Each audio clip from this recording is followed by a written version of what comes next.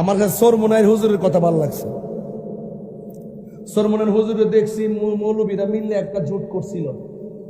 আর মনে মনে ভাবছিলাম, মনে হয় সবাই মিললে একটা প্ল্যাটফর্ম করলে কিছু একটা অংশ মোটামুটি আদর্শের ভিত্তিতে গোছাইতে পারলে ইসলামের একটু উপকার হইতো। একটু পরে দেখলাম যে সরমুনাইর হুজুরে লই ওই সব করলো, চরমনের পিসাব পরে আবার জোট থেকে বাইরে গেল। না কেন বাইরেছে আমি তো বড় চিন্তা করতেছি। পরে শুনলাম ওই দিন বলতেছে যে আমি গেছি কি লেগা, আমি জোট করছিলাম ইসলামের সুমহান খেদমতের জন্য।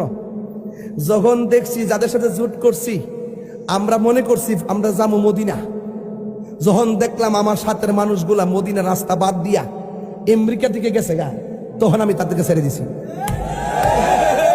এই কথাটা আমার ভাল লাগছে, এই কথা আমার শান্তি লাগছে, এটা আমার লোকে মিলছে। কারণ আমরা দরকার হয় শুটকির বর্তাটা ভাত খাবো, কিন্তু মুনাফিকের সঙ্গে সংসার করবো না।